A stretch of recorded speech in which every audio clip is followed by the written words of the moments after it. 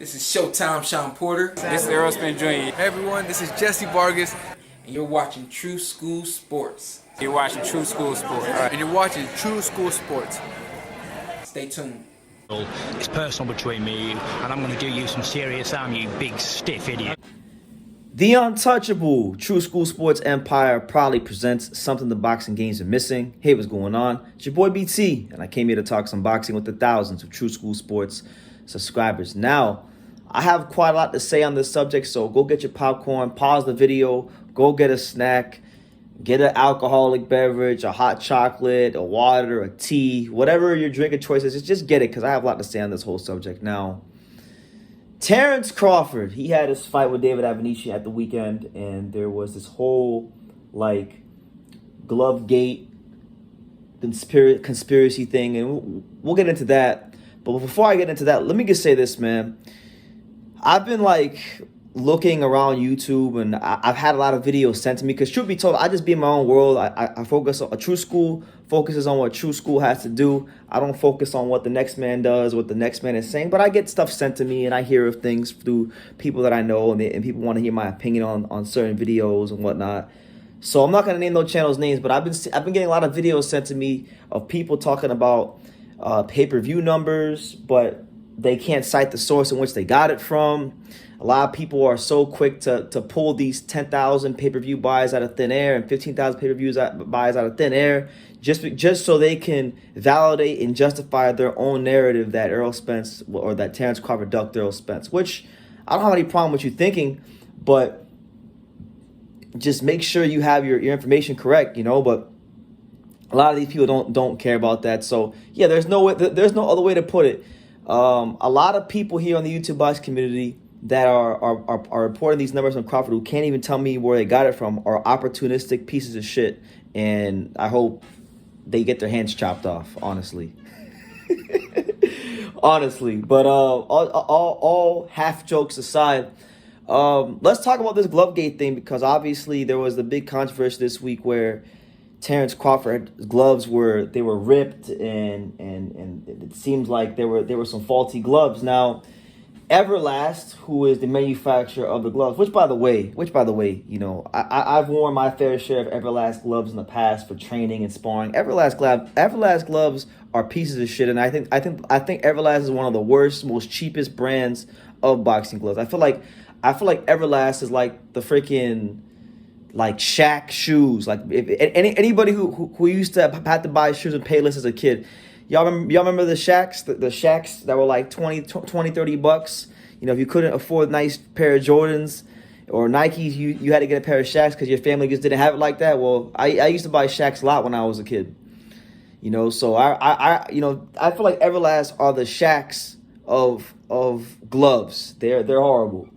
But anyway, Everlast came out and pretty much stated that basically, when they were developing the gloves for Crawford, that a batch of gloves had defective leather, and pretty much, yeah, they had defective leather, and Terence Crawford and his camp didn't tamper with the gloves themselves. But then my question, and this is where even though most people here on YouTube, especially, and I want to highlight this, especially if they're YouTube content creators from the state of Texas, especially the Texas YouTube boxing content creators. So anybody that falls under that umbrella that's been saying Errol Spence or Terence Crawford's ducked Errol Spence, that's from the state of Texas, they are the biggest opportunistic pieces of shit. But where those opportunistic pieces of shit may have a point, where they have an actual factual point, and they may have some credence and they may have some validity, is the fact when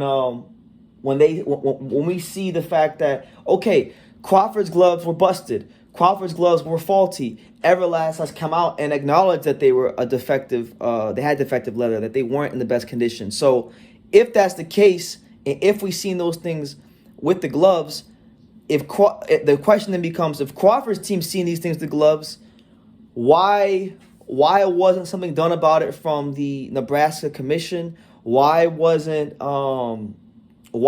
the gloves changed? Because now there's all these other conspiracy theories, because when they first spotted the fact that there was something wrong with the gloves, You saw one of the people from Crawford's team standing next to Crawford, and it looked like those gloves were okay, but then the other ones weren't. But then they let the fight go through. So it's not fair to David Avanesyan. Like, truth be told, and kind of to go back on, and I'm all over the place, but kind of to go back to the other content creators that are so quick to want to put down Terence Crawford, but the same people that are quick to put down Terence Crawford, and they were also quick to put down David Avanesyan. They want to call him David Amnesia and get his name wrong on purpose, which is disrespectful. You know what I'm saying? And now all of a sudden they care about fighter safety. They care about if David Avanesyan's okay. So it's just disingenuous, and I cannot highlight enough how much these content creators who hate Terence Crawford want to justify their narratives, how much of an opportunistic pieces of shit they are. They're doing all this just for clicks and views and not even that much money, to be honest with you. But anyway, Neil Marsh, who is part of Team Avanesyan, he had a lot to say about this. And I think they have a legitimate claim. I think they have a legitimate claim to want some sort of investigation to happen, because let's be real and let's be honest and let's be fair and let's be just. If Avanesyan would have had something wrong with his gloves, and let's just say he knocked the fuck out of Crawford into next week, and we found out that there was padding removed from his glove, we know for a fact that there will be a lot of people here on YouTube, the Crawford fanboys, that would sit here and say that that we need an investigation, that these European fighters are cheaters like Tyson Fury. We know we would get all kinds of crazy things going on from in the YouTube box community if the roles were reversed. So we gotta be fair and just. You know, David Avanesyan took the fight.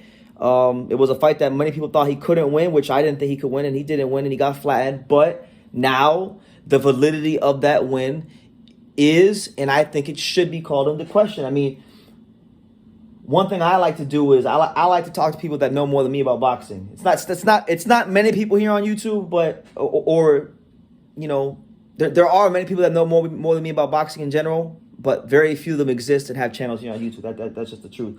But one of those guys is my guy Russ Amber, you know, the creator of Rivals Boxing Glove, a guy that's been in boxing for over 40 years, a man that, you know, I really deeply respect his opinions and his perspective on boxing, right? And he fucking makes boxing gloves for a living. So if anybody would have a fair and just opinion on this matter, it'll be Russ Amber. So I was reading some of his tweets, and he said a lot of things, but one of the tweets I have in front of me, he said, wait, so Everlast admitted they sent defective gloves, and you don't think there's anything wrong with the commission not having spares available at ringside, nor confiscating the gloves after a knockout? I haven't seen anyone blame Bud, but those gloves need to be seen. And I would echo those statements. The gloves need to be seen, because at the end of the day, for all you guys out there who are quick to defend your favorite fighters when fighters you don't like take PEDs or do some messed up things with their gloves, you got to keep that same energy for the fighters that you don't even care about, like Avanesyan. You know, he's a man with a family who's a fighter on his own journey just like anybody else, and he deserves fair, equal, and just treatment because, truth be told, he took the fight. You know, he deserves that respect. Any man who gets known deserves that respect. So those gloves need to be seen, and truth be told, I don't think there should be any fights in Nebraska anymore for Crawford, because, you know, clearly, whether it's his fault or the commission's fault, clearly there's a lot of disorganization, and someone didn't do their job right. So Crawford's team didn't do their job, maybe the commission didn't do their job, but we have, maybe Everlast didn't do the glove, but we have a comedy of errors, and those comedy of errors are now muddying up the waters of what really on paper was supposed to be a one-sided fight. And it was in the ring, but was it a one-sided fight because of the gloves?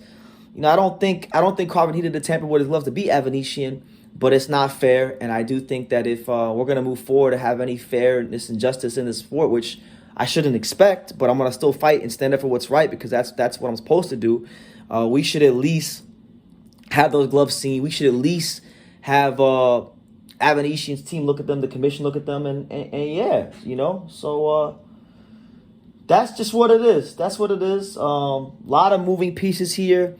Everlast is saying that Crawford didn't do anything, but then Everlast is saying they sent out gloves with faulty leather, which leads me to believe personally that, you know, someone had to know something. There's no way Brian McIntyre, Bo McIntyre, all the great people on Crawford's team, the smart boxing minds that they are that have led Crawford to this point in his career. There's no way these people didn't know that something was off of those gloves.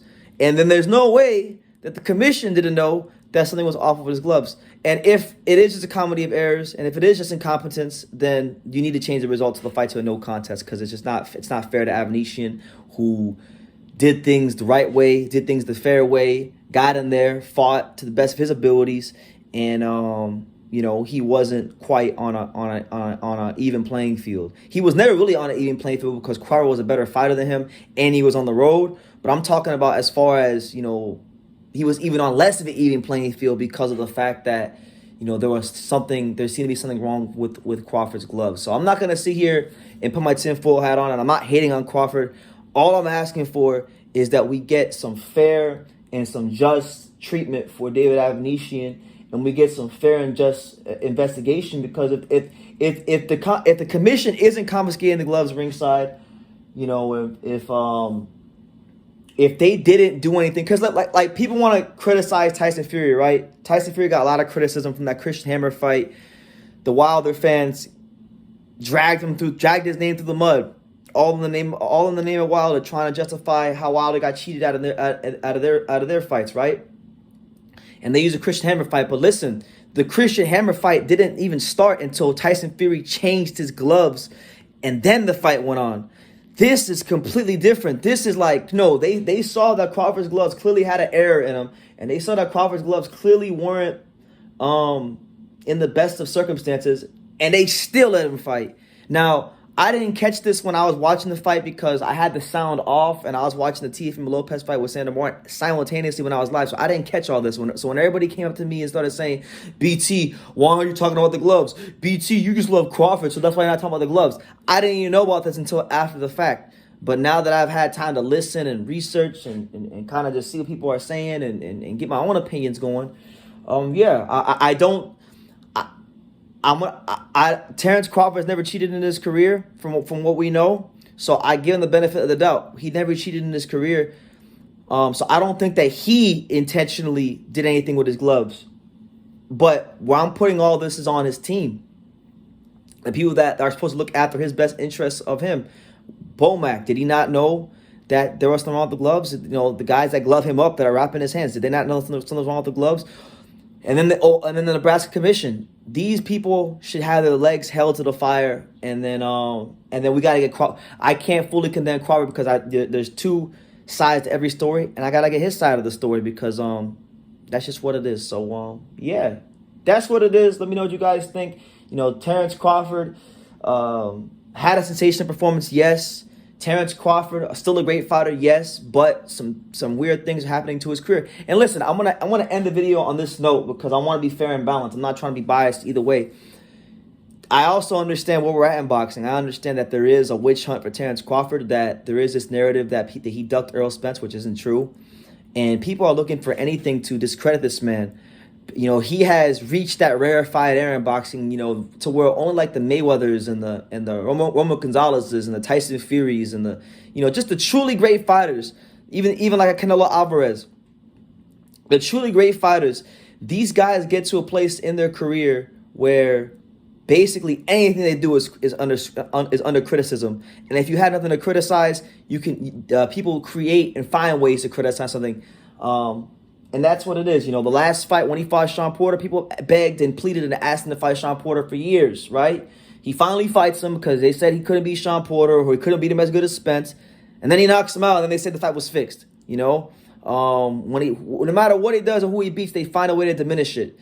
No matter who it is, whether it's Postal, whether it's Brook, whether it's Avanesyan, whether it's Gamboa, whether it's Ricky Burns, they will always find a way. And whether it's Spence, they will always find a way to discredit, marginalize, and demean the accomplishments and the performances of Terence Crawford. So I also understand that we're also at that stage where people are looking for anything to try to discredit and demean Terence Crawford. And the main culprits that are the people that I mentioned at the beginning of this video, the opportunistic pieces of shit YouTube content creators that are so quick to want to go out here and discredit Terence Crawford for things they can't even prove are true. So With that being said, we'll wait and see. We'll definitely be covering this as more developments come out here on True School Sports. And yeah, all we want is fairness on both sides, whether for fighters we like or fighters we don't like. So leave your comments down below. Make sure you guys take the time to subscribe. And like I say in every single one of these videos, you can love me or you can hate me. But I'm just a kid from Daniel. So until next time, take care, guys. Thank you for watching another video on the untouchable True School Sports Empire. For more great boxing content just like this video, click right here and make sure you subscribe. Much love from sunny South Florida.